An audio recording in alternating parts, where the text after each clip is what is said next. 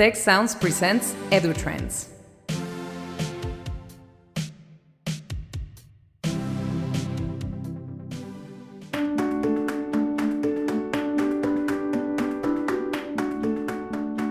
Welcome to the EduTrends podcast presented by the Institute for the Future of Education. This is a Tec Sound podcast, the official podcast of Tecnológico de Monterrey. My name is José Pepe Escamilla, and I am Associate Director of the Institute for the Future of Education. Today's guest is Scott Pulsifer, President of Western Governors University. Scott, it's a pleasure to have you here. Pepe, it's great to be with you. Thank you for having me. No, it's a pleasure to have you. I would like to start with a more like a personal question on your career, and learn if you can share with us what inspired you to transition to higher education, given that you were a successful business professional beforehand. Sure. Yeah, I am certainly not a traditional leader of a higher education institution, having spent most of my prior career, if you will, in the world of technology and retail and banking and supply chain. I think there were maybe three things that were kind of all working that brought me to WGU. One is on a technology basis. One of the unique things about WGU is that we certainly are one who is trying to put the student at the center of everything we do. We believe technology is a great catalyst or an enabler for us to do that which we need to do for our students. So we have what we would say a tech-first mindset around how we drive innovation or power innovation. And so I was able to leverage a lot of my background and experience around how to use technology to enable innovation and change and disruption. And so that became very applicable to the world of WGU. I think a second thing for me is recognizing that personally, that I could see how education was a great catalyst for people to change their lives for the better.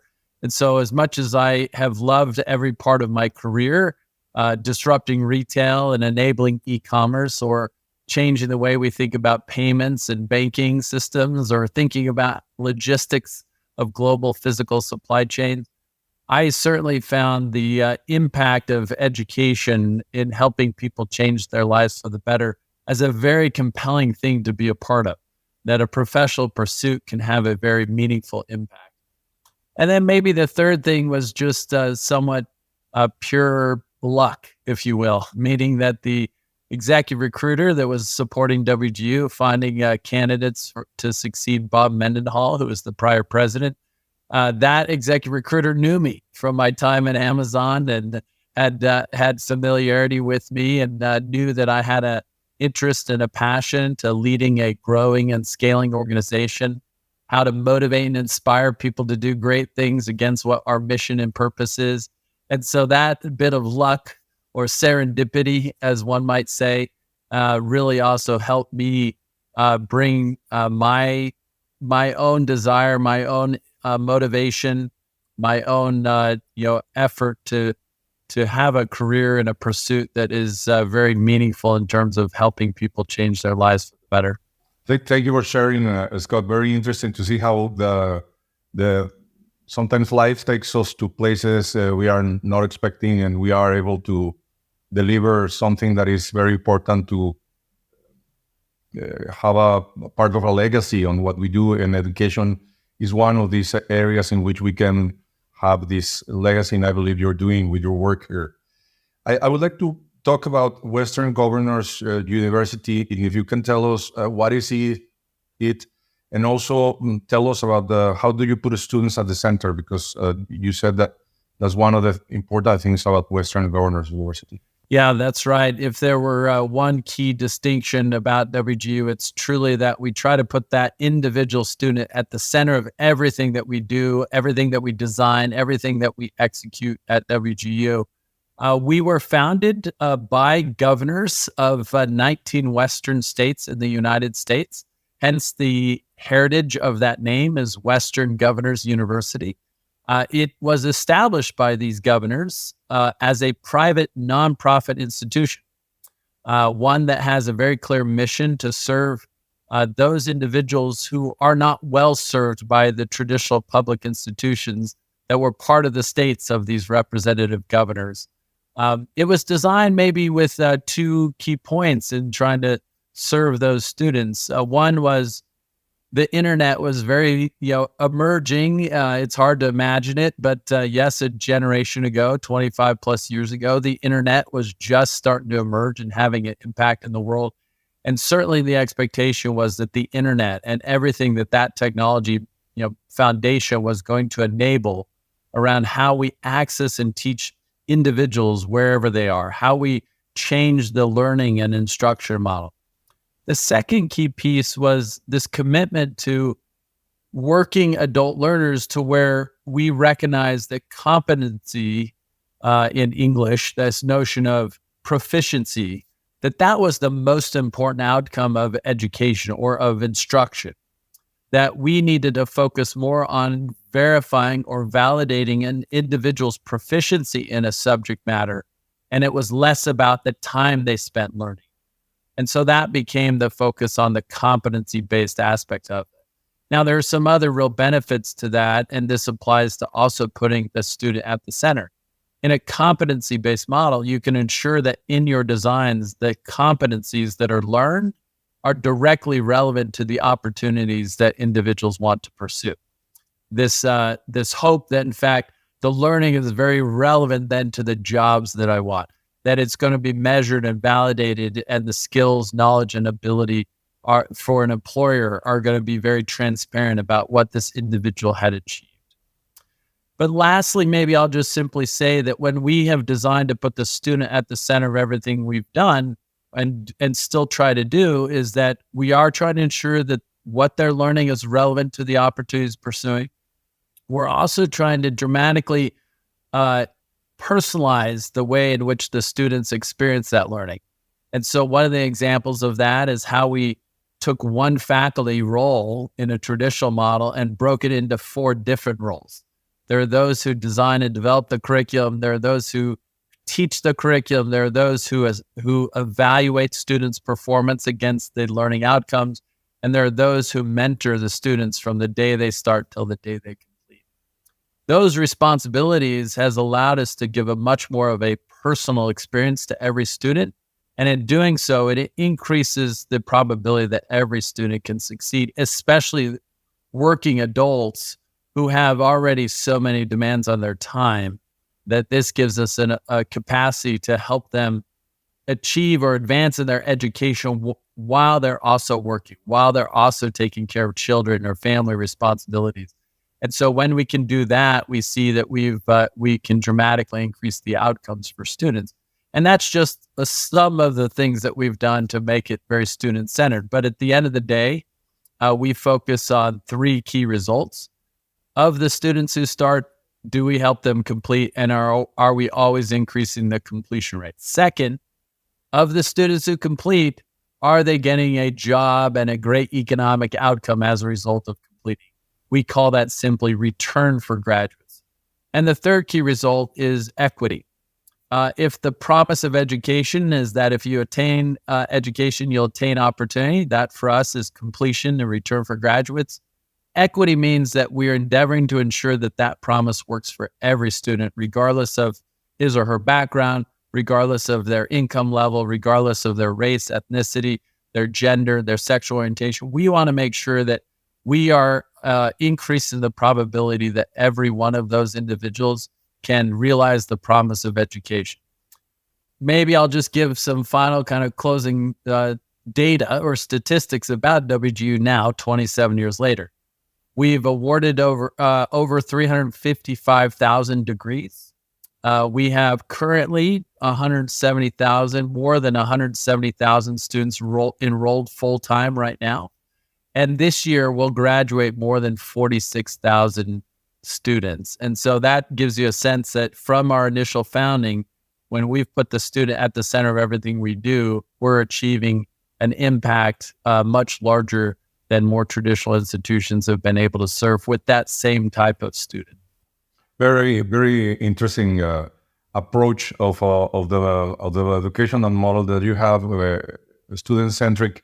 I always deliver this example when I talk about student-centric, how universities are not student-centric in general, and it's more an administrative example, I think, but you can use it also for other to showcase how universities work. When I study in university, if I wanted to deregister one of the 6 courses I was taking, I had to go to the registrar office, and then I had to go to the library to prove that I didn't have a book, and then I had to go to the the finance department so that I don't have a debt, and I have to go to the academic department so that that will not decrease my probabilities of graduating, etc. And I had to go getting signatures, for people in all those different places, in order to get the final decision that I could drop that course, for that year. So I was the process instead of having a process for me to be at the center, So that's right. Yeah. And do you think that we still do those kind of things in universities right now? We still do too many of those things.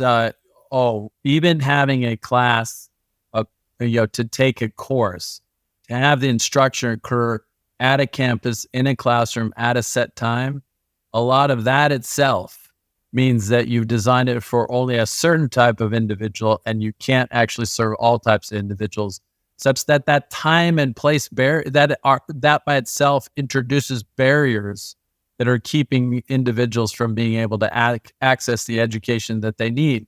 Other examples around those kind of bureaucratic processes that you just mentioned, like it puts so much on the student that I have to do these things and you have to prove this, etc. And that all detracts from what we really need to be doing, which is helping them develop proficiency or mastery in those subjects. It is very notable that for WGU, for example, our graduates have a net promoter score, meaning the percentage of our graduates that actually recommend and promote WGU is 74. That net promoter score in the US at least is 16 across the sector as a whole. And so you can see the dramatic difference of an institution that we think is putting the student at the center as the primary beneficiary versus institutions who may have a different mission or purpose, or they think more about their research or their faculty to serve, or athletics, or even just running a campus with all the student life parts of that too. Is like those can be value adding, but they can also make it or detract from the core purpose of helping individuals acquire the education they need to pursue the opportunities they want. And so we should always be thinking about how do we remove barriers or simplify practices and processes that increase the number of and diversity of individuals that can enroll in and successfully complete education. Because if we're designing in a way that only a select few can do it, then that is actually antithetical to the core belief around the inherent worth of every individual. It's not going to be aligned with the belief that everyone has something big to contribute if given the opportunity. And so it's important for us in higher education to just start thinking differently. How do we increase the success of those students that we serve? Sure, I agree with you. I myself, a first generation university in my family, So the first people that came to the university, and I now understand that I was handicapped at that time because I wasn't aware when I started university because no one told me how university work or what to do, what kind of things I could have advantage at being at the university. And I understand that Western Governors University students, a great part of that group is people that come as first generation in universities. And in addition to that, it's an online university. So I believe that there's also a paradox in online programs because they tend to be used a lot for people that need access, but they don't have the social support or cultural capital around them to take better advantage of this. How do you manage to deliver support to these students that are particularly those that are first generation and be so successful? So how to rebuild this support around them? Yeah, one of the interesting things that you note is that at WGU, as a non-traditional model, meaning we don't have a campus, we don't have classrooms, we don't have set schedules, Students can learn as fast as they are able or as fast as they want. That you might think we have fewer first generation students. That may be perceived as we have less support for such individuals. When in reality, we have over 40% of our students are first generation college graduates. We have over 70% of our students are from one or more communities of underserved populations. They may be in rural communities. They may be from lower income backgrounds. They may be individuals of color. They may be military members.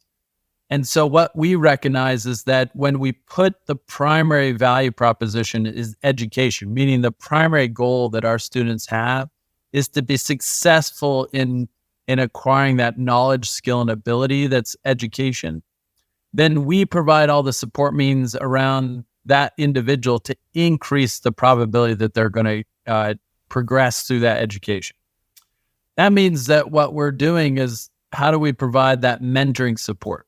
That's why we have program mentors, our own faculty, if you will, that have master's degrees in their field of study. They also have typically 8 years or more of experience in the field. So they're helping our rising graduates or students understand what is the purpose and objective of the things you're learning, what types of jobs or ways in which you're going to apply this learning in the world of work. What types of expectations can you have as to how this particular subject is going to be relevant to the job you're going to do? So those program mentors are really important. Now, the other things we're trying to build and develop around peer-to-peer mentoring or alumni to student mentoring, those are still all oriented towards helping the individual student complete the education. And that's simply to say that we're not solving for the social development or the connecting them with a network of peers or, helping them become emerging adults or, become adults. The reason we focus on the education is that's our core value proposition. And we found that that's even true oftentimes for students who may be 18 years old, 19 years old, 20 years old, that they're really trying to solve the education first. And so much of their social development is also happening through their work, through their family, through the communities in which they're involved in. And so we're not trying to create a new model of that. We're just trying to make sure that they have all the supports that are needed and the service models needed to increase their progress in their education. And that's very different than a traditional institution who's tried to provide living environments and food and, athletics and everything else. Like, those are all great life experiences to have in conjunction with education. But I doubt few institutions are measuring whether or not those things are impacting their education. And so, we certainly love the model that Tec de Monterrey shared, which is when we think of the whole individual, you definitely want to focus on their intellectual development. You want to focus on their social development. You want to focus on their work readiness and their physical development till you can, but you can't solve for all of those. We're trying to focus primarily around how do they advance in their education. Yes, I will agree with you also. Tec de Monterrey has more online programs, for instance, 4-degree programs that are based in that idea of more asynchronous learning and are dedicated for people that are working, have family to attend, and they do those kind of programs, but at the graduate level, and also more like a professional master's degree that are not for creating a researcher, but more to learn something like business, IT, and things like that.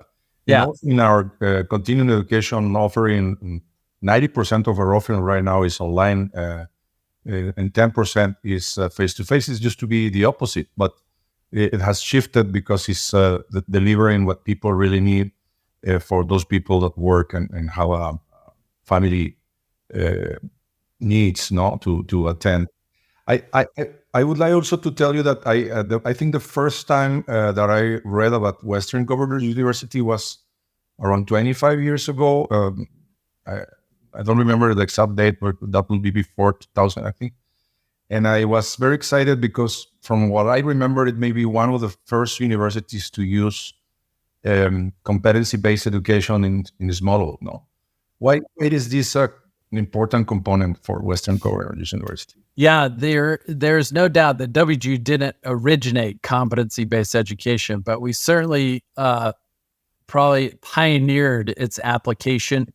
We recognize a number of benefits for that. One is when you're serving a non-traditional student, meaning the difference in serving a first-time college student who is coming out of high school and into post-secondary education, they're not going to possess the same type of knowledge and learning and know-how and experience that many of the students that we're designed to serve, which is that working learner. And given that profile that I shared earlier, where if they're coming from military backgrounds, they're actually currently working in different jobs, but they may not have a degree. What we recognize is that competency-based education really puts that individual in the proverbial driver's seat of their education, meaning that it helps them leverage all that which they may have already learned, or the dimensions of learning that they may be particularly suited to, and they can leverage all that to go at a pace that's faster than traditional models. Competency-based education certainly says, well, we don't really care where you learned it. What really matters is what you learned and what you're going to do with what you've learned.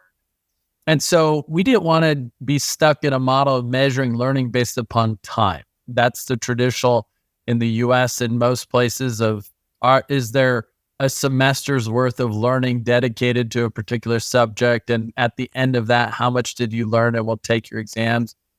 We just allowed competency-based education to be much more adaptive to the individual, such that you now can demonstrate mastery in that single subject in 1/3 the time or even 1/4 the time. As soon as you demonstrate that mastery, you can progress to the next thing.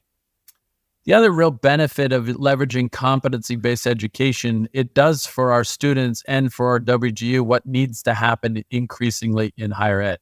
It connects the learning outcomes directly to the competencies or the skills that are going to be needed in the job. And so competency-based education model is always very clearly ensuring that these learning outcomes align with these skills and that you focus on a criterion-based assessment model that allows you to validate or verify the proficiency, the competency of an individual against those skills. So that was a big thing, is like we want to make sure that all of the pathways and degrees and credentials that we offer, that having completed that it is a really strong signal to the potential employers that you have proficiency in skills that matter to them. Lastly, the benefit of competency-based model is when students can go at the pace that's right for them, they can both increase the probability that they'll complete the degree. And second, usually it means students go faster than the traditional 4-year bachelor's degree, such that our graduates are finishing their degree in less time, which means less cost. And so when you have our competency-based model of, for a standard 6-month term, you pay one flat tuition rate. You can learn as much as you want in that time period.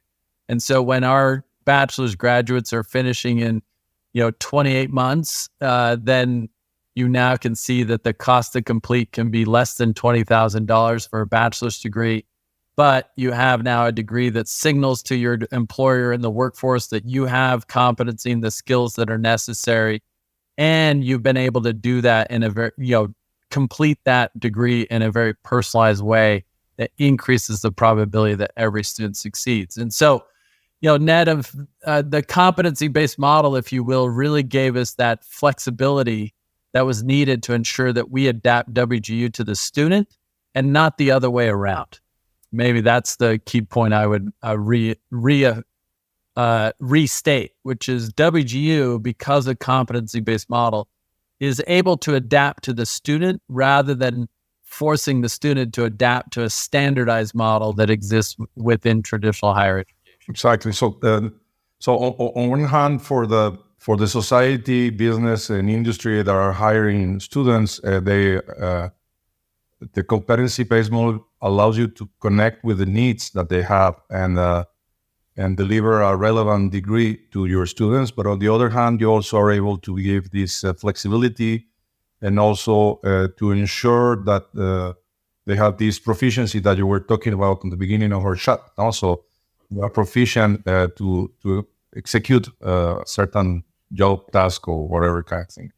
And that's true, Pepe, for all types of skills. Meaning that increasingly we talk about the soft skills more as the durable human skills, like the problem-solving skills, the communication ability, dealing with interpersonal dynamics and working in teams, dealing with ambiguity, like this critical reasoning function, like even those skills can be assessed with a competency-based model. The same way someone's skill around, financial analysis or statistical analysis or coding and coding languages, like those more professional technical skills can be assessed with a competency-based model the same way these enduring, durable skills of critical reasoning and learning and communicating, those can also be assessed. And so competency-based model allows for that full, portfolio of skills to be evaluated at an individual's proficiency against the skills that are needed.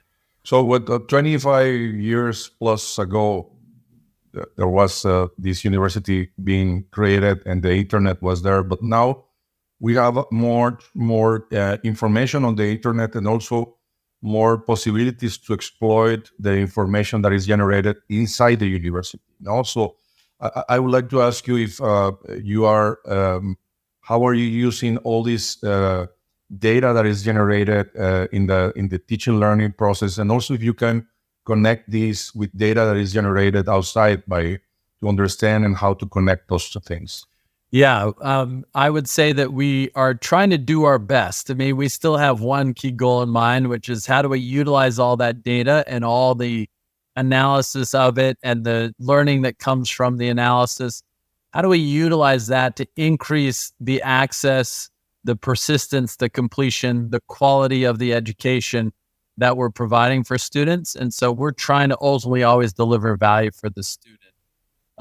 There's one thing that we benefit from at WGU is that with that technology first mindset, we have, for lack of a better phrase, instrumented the entire student journey with technology such that all the interactions, all their engagement and use of content and learning resources, their interactions with faculty, their engagement with our student portals and our online environments, their performance on assessments, their friction areas and challenges, all of that student journey is enabled with technology such that it's producing the data for us, that we're learning a lot about different learning styles, different readiness of students, different personas of learning.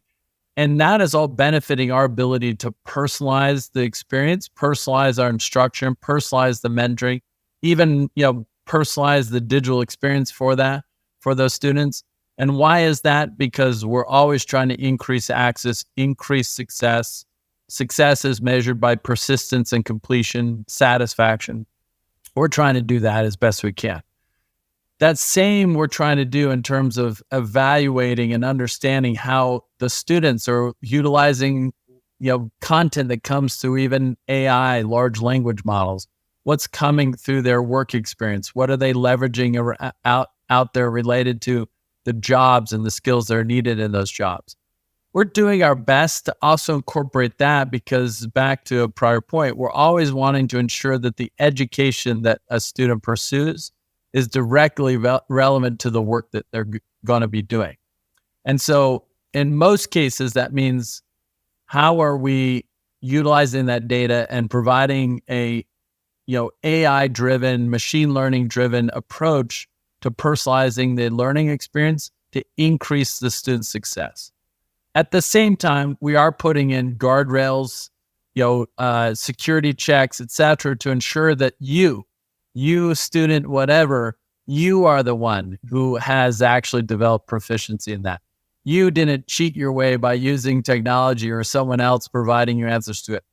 you are the one who's showing up for your courses and your exams, because the integrity of education does mean that the individual is the one actually who possesses the skill sets for what's needed in those roles. And so we both have to leverage to increase success while also making sure we have guardrails in place that we can always validate and verify that you, the individual student, are the one who's demonstrated the mastery.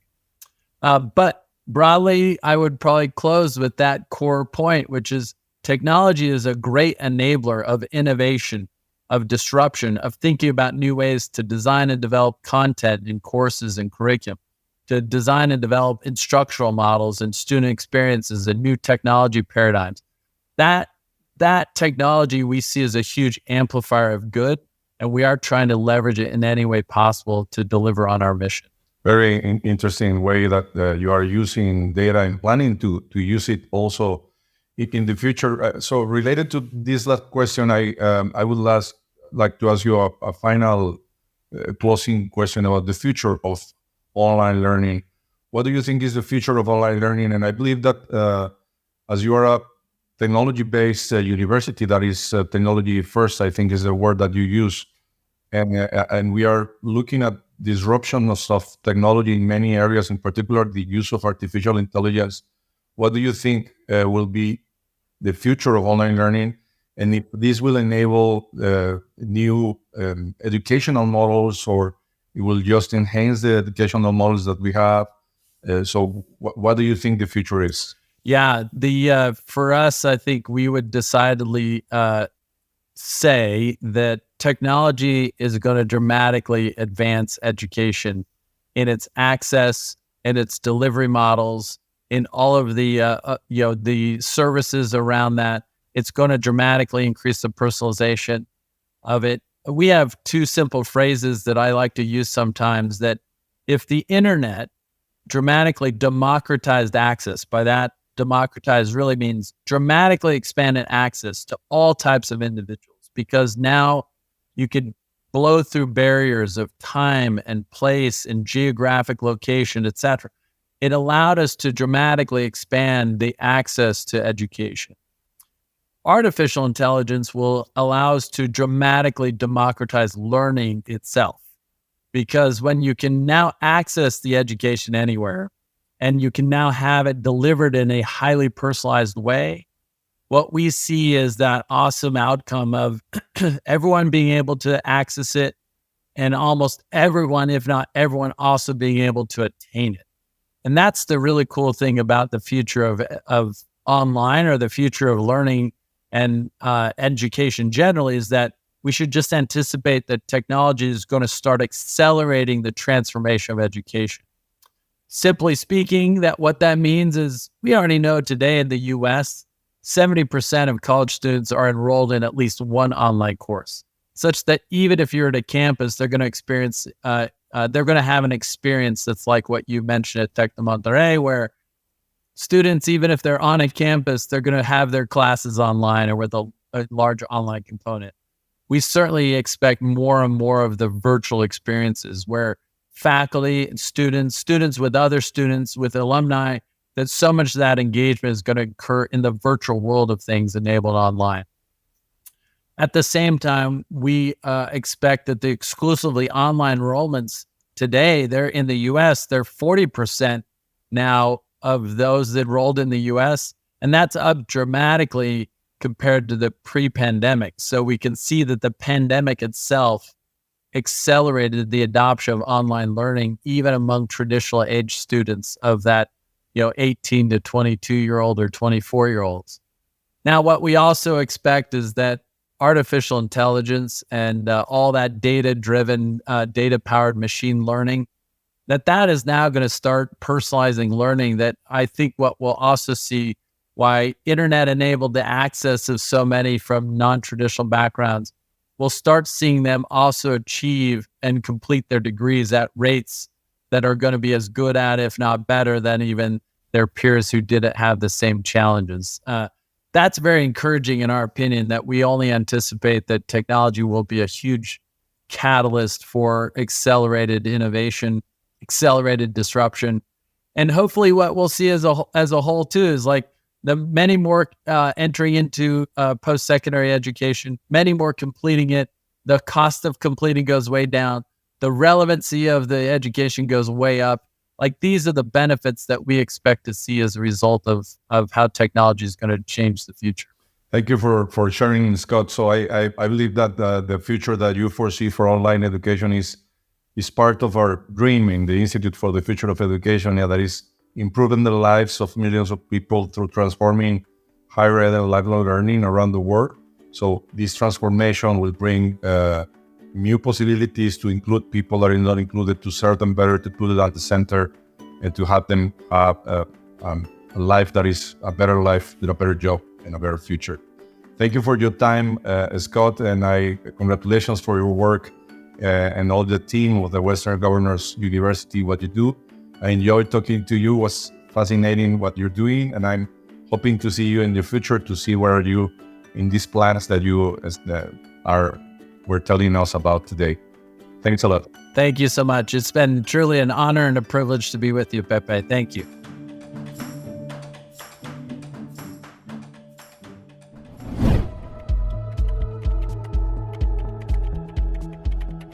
For more information, visit observatory.tech.mx/EduTrends podcast and ife.tech.mx.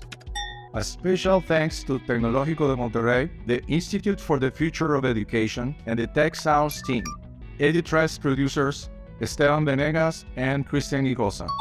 Stay tuned and play Tec Sounds in your favorite podcast app for other great shows and content.